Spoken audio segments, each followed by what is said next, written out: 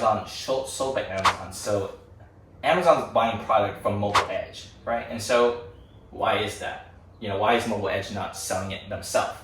So that's interesting, right? And another thing is that this is it doesn't say here, but it's a Dell backpack, okay?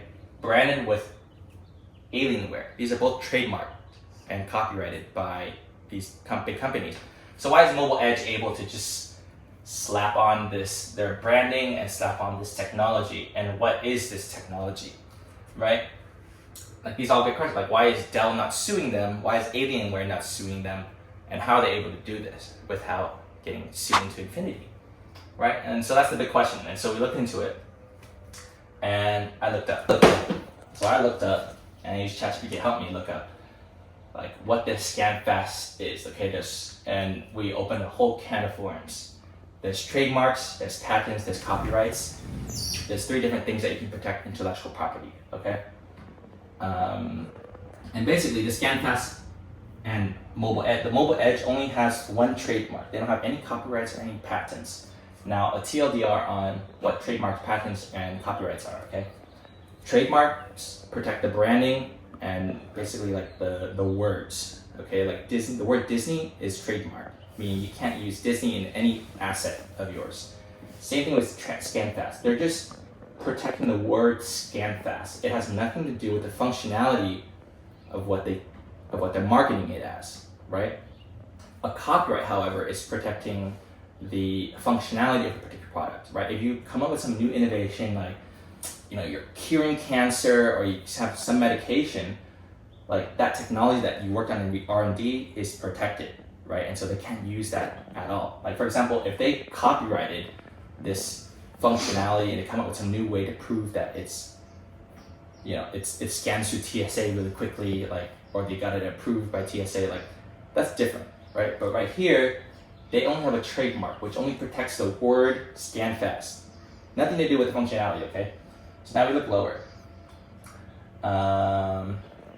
It was filed on 2008 and wasn't approved until 2010. So it took them 2 years to go through the trademark process. Traditionally, it takes 6 to 12 months, but they took a little bit of a while, and we're not sure why yet. But essentially, it was, fun enough, it was trademarked by this person named Hailey Quinn Lam. Okay, Vietnamese woman, really cool. What a coincidence, right? It also protects this trademark only protects goods and services that pertain to this list, which are basically just backpacks. So anytime you use a backpack and you're trying to use the word ScanFast, you're not allowed to. But you can. That's not to say you couldn't do it with iPhones or any other or any other goods. So they have a trademark to protect these particular items, and they also have an international class.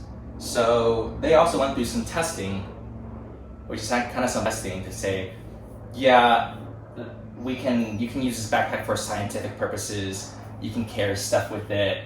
You can use it for cinematography, which is like every use of a backpack, right? So it's not really like protecting shit, but it's like this cover that they're doing something, right?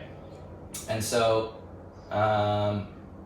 yeah, essentially that's all they have. And so you look into it. So basically what we learned was that they don't really have anything, okay? Sure, they went through the process, and that was basically it, right? But what we're trying to get to is like barriers to entry, right? Having a trademark is just another barrier to entry that other people couldn't do. For example, if we wanted to go get the same backpack and we called it Fast Scan instead of Scan Fast, that's valid. Obviously, we have to prove that, and get approved by the trademark. But the lesson is that we can call anything and trademark it, and now it's like some proprietary thing.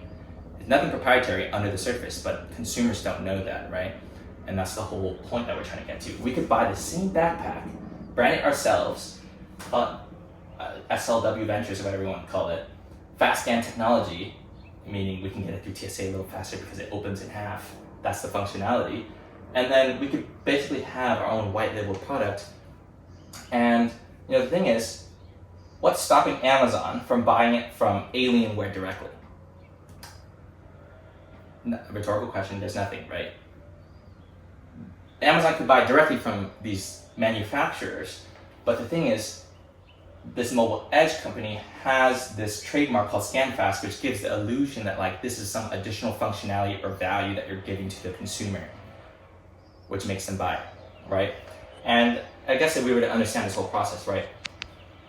Dell or Alienware, they don't care who the buyer of the backpack is, right? But what they do know is that Mobile Edge is buying just an insane amount of stuff from them, volume from them, tens of thousands of units a month from them. So they don't care who's buying the product, because essentially what's really different from like, let's say you're a big box retailer, your Target or your Costco, right? You buy the stuff yourself, you want a white label or put whatever you want on it. Alienware doesn't give a damn, because all they care is that they're getting money in for these backpacks, right? They don't care how you're marketing the product. That's your own problem to deal with. So essentially the lesson is that we could basically take whatever product we want, trademark it in some sort of way, and sell it, right? And it sells more because there's some level of trust. And, okay, so let's start with this thing first, okay? This is a Dell laptop charger, okay? Can also look something like this, where there's a, usually most chargers, you receive a big block, there's a thing coming out of it, and this is what you plug into your laptop, and there's a power cable that long, look, just like this guy, look, he has it. Oh yeah. This is from HP, okay? So he has this long running wire that goes into the wall, right? Does the job perfectly fine. Now look, there's this technology out there which has this little swivel charger, okay? Now what does this do? And you have to think about how the user how it will benefit their life, right? Look, what's the cool thing about this? It sits flush against the wall. You don't have to deal with all the wiring. This is all just grab and go, short, compact. Who is this designed for?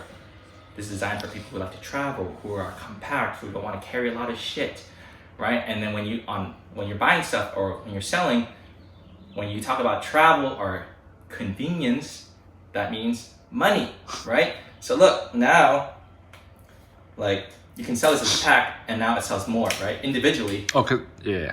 These are worth nothing. All right, this is worth, it costs us like nothing to buy. We sell for like $30, this is worth like $5, right? You put them together, you package them together like this, and now you market it with like convenience, travel, less stuff to carry. Now it's worth $60, right? But now look, if you send this to the customer in a shitty box or some just Amazon regular packaging, and they receive this, they're gonna be like, this is some shit, right? Like, I got scammed out of $60 when I could have bought them individually, right? And so when you're building a product, it's all about like all encompassing how they feel. So part of that is packaging, right? Look, there's a lot of ways to package products, okay? This product is just a charger, but look, it has this magnetic thing. It has product on the side. It has some words and how to use it, and look, it's this fancy box that you can see through and how thin it is compared to the whole box. It gives the perception that this is actually thinner than it actually is, right? But if you receive it in just a paper bag or whatever, it's gonna look like garbage, right? So this gives the illusion that it's worth a lot more than it actually is. And that's like kind of like the Apple box, right? I threw away all my Apple boxes, but most people, you ask them about their Apple boxes, they keep them. They never use them, it's just in the back of the room. But everyone has a ton of Apple boxes. Now, why is that, right? Apple boxes, I don't have any to show for the example in this product case, but I'm pretty sure you can go back to your room and find one. You open a Apple box, it opens very slowly because there's a vacuum seal, right? There's two boxes. There's the main box that keeps the phone, and there's the box that closes the phone, right? Those are two separate boxes you have to pay for. Now there's the stuff inside where it fits all nicely and perfect, right? You lift the styrofoam thing under it, and then there's the charger under it, right? Nicely packed, simple design, but really expensive.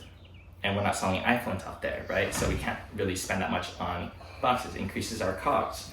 But you can make a box like this, and it costs apparently that he says that it will cost $3 to $5 for this kind of box. I don't think so. So we're gonna go expensive, yeah. This does not look like a $3 to $5 box, but We'll go find out. But if we get a box and we pack this in here to look really nice, compact, has to be super small, it has to ship at the lowest cost, because if you use a bigger box, it costs more money, right? So you gotta make sure it fits into like an envelope, but you have a box for the envelope. Now this goes into the envelope. Now it looks really nice, right? It looks like it's well packaged, like it's worth the $60 that you paid for, even though it's really only in reality worth like nothing, right? And this adapter, it's not really that proprietary. It's like, imagine you sit this onto every kind of charger. Like most chargers have like this wire that you can pull out, right? Now we just sell this adapter as a bundle onto every sort of charger. Like why isn't every charger like this? You know, like for example, like the Apple charger, like they don't have a wire running out of here that connects to the wall. Mm-hmm. They used to, but they've consolidated so that's integrated into the charger itself. Now this is like end use case, the end product, right? This is what perfect product's gonna look like. But like, you know, why couldn't every product look like this? Be packaged just like this. It'll save on costs, better customer experience, right? Because it's flush, small, compact. And then, you know, now that you put this together, you bundle it, put it into a nice box, now you have a product that feels really great, right? Now, what if we go in and we like come up with our own like trademark that, I don't know, like whatever we want to call it, like, yeah, quick wall connect, I don't know, like whatever we want to call this thing, this technology, right? And then we sell it as a bundle, and now you can sell it as a premium. Because even though people can buy these two things separate, like no one's stopping our competitors from buying these two things from the distributor or manufacturer Dell, right? Anyone can set up a distribution account with these guys and buy these products, right? But no one is going to go through the process of creating a trademark, right? And so that's what the end goal is going to look like, right? Like we're going to do something along the lines of like packaging, bundling these things, putting a trademark. And now what separates us from our competition is that we're going to have this trademark. We're going to have the only listing, and then we can also get our own barcode, unique barcode, GS1 barcodes, world international barcodes that are unique, right? If you scan this Dell barcode, anyone can find it, right? But if you scan our own unique thing, because we're bundling it and we have this new technology, now all of a sudden, there's no competitor, because no one's gonna go through the process of getting a trademark, and no one can use our trademark. So we're gonna have the only listing on there, right? So that's what end case looks like. All right, that concludes the demo. Thanks for coming.